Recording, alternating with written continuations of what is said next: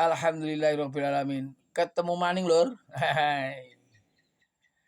Assalamualaikum warahmatullahi wabarakatuh. Lur, ayo kita ulas kembali apa yang Jah bicarakan kemarin tadi siang. Nah, ini sore yang indah. Tadi dikatakan kehidupan itu sederhana, bahagia itu sederhana.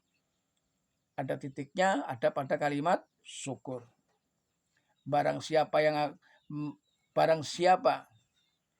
mensyukuri akan nikmatku, kata Allah tadi diterangkan, maka akan dilipat gandakan, kata Allah.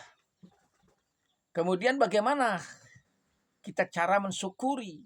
Ini yang paling penting.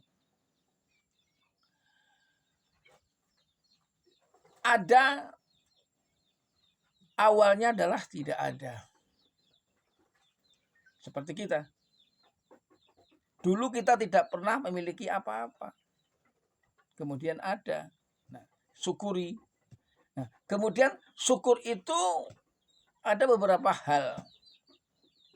Syukur dalam arti kata berterima kasih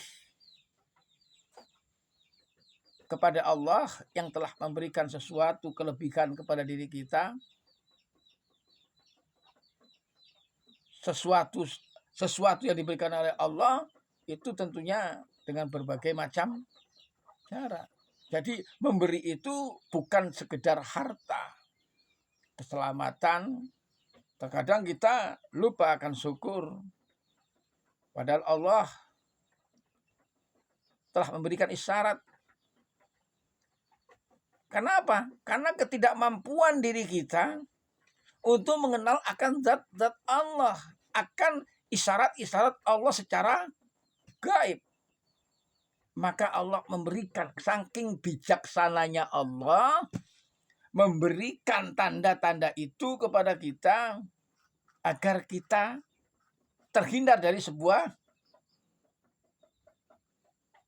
kecelakaan, naudzubillah misalnya. Satu contoh,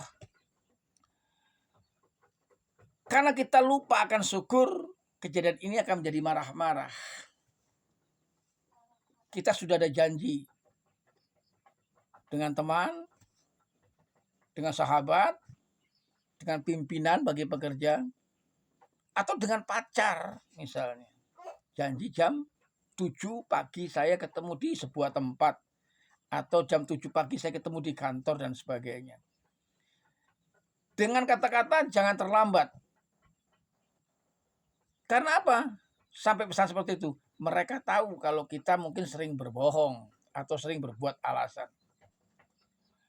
Kemudian setelah itu kita bangun pagi, kita tidur, kemudian pesan dengan orang tua, saudara, istri, atau siapapun itu, bahwa tolong bangunkan saya jam 6 pagi misalnya. Karena saya ada janji jam 7 pagi harus di tempat. Perjalanan saya dari sini ke rumah kira-kira 1 jam. Saya jangan terlambat karena ini sangat penting. Tiba-tiba dari keluarga tadi sudah nyetel alarm dan sebagainya. Sudah sengaja memang akan dibangunkan. Tetapi ternyata Allah menghendaki dibuatkannya mimpi sedemikian rupa sehingga lupa, hingga bangun tidur sudah jam 6 lewat 20 menit. Jadi 20 menit terlambat mereka dari perjanjiannya. Kalau dihitung dalam perjalanannya. Kemudian dia dibangunkan, terbangun marah-marah. Dan sebagainya. Setelah marah-marah, tapi tetap berangkat. Tetap berangkat karena itu adalah sebuah perjanjian. Dengan resiko dimarahi, atau diputuskan oleh pacarnya dan sebagainya. Berangkatlah dia. Begitu akan berangkat jeglek terdengar kabar bahwa di perempatan jalan sana tadi sekitar jam persis sesuai dengan 6 lewat 3 menit. Nah, diperkirakan antara jarak rumah sampai dengan perempatan yang di depan itu yang dicelakaan ini adalah 3 menit dalam perjalanan. Tadi jam 6 lewat 3 menit atau 5 menit terjadi kecelakaan di sana, orangnya meninggal. Nah, seandainya kita tadi berangkat sesuai dengan jam yang telah ditentukan, mungkin saja kita akan melihat kita nggak kuat, atau jangan-jangan kita yang akan terkena itu musibah itu. Ya, walaupun sebenarnya musibah dan sebagainya Allah yang menentukan, tetapi ada sebab akibat. Itu yang jadi masalah. Artinya, nah disitulah baru kita terima. Ya Allah, untung. Nah, jadi disitulah kita bisa mencermati kalimat syukur. Nah, dari pelajaran demi pelajaran itu kita ambil satu persatu, kita masukkan ke dalam diri kita, jadikan sebuah catatan harian sehingga kita dapat bisa memetik hasil dari sebuah pelajaran syukur. Karena syukur itu kita yang harus melakukannya. Jika kita tidak berbuat, maka Allah tidak juga akan mengubah nasib manusia. Kehidupan ini kita yang mengaturnya. Sesuatu yang kita yang menentukannya. Allah tinggal mengijabah, Allah meridhoi dan sebagainya. Kenapa? Allah telah berpesan. Allah telah memberikan satu tegur, satu bentuk hukum, satu bentuk kalimat atau firman-Nya di dalam Al-Qur'an surat Ar-Ra'd ayat 11.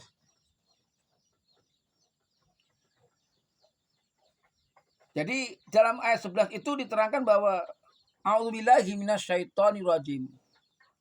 Innallaha la yughayyiru ma biqaumin hatta yughayyiru ma bi anfusihim. Sesungguhnya Allah tidak akan merubah sesuatu keadaan kaum sebelum mereka mengubah keadaan diri mereka sendiri. Artinya Allah saking bijaksananya. Maka dari mulai sekarang kita coba renungkan, kita coba pelajari, jangan sekedar membaca. Tapi baca, catat, kemudian lakukan. Dalam istilah amalkan. Caranya adalah jangan pernah ragu memberikan contoh kepada orang lain tentang kebaikan, atau paling tidak mengingatkan. Terlepas dia marah atau tidak marahnya yang diingatkan, jangan dipikirkan. Itu kita yang penting sudah menyampaikan. Jadi itu mudah-mudahan sedikit yang diutarakan ada maknanya untuk kita semuanya. Ya, paling tidak berlebihan. Karena perubahan itu akan dimulai dari yang sedikit. Kita maju, kita berubah, dan ingat, tujuan hidup adalah mati. Jangan dipungkiri itu.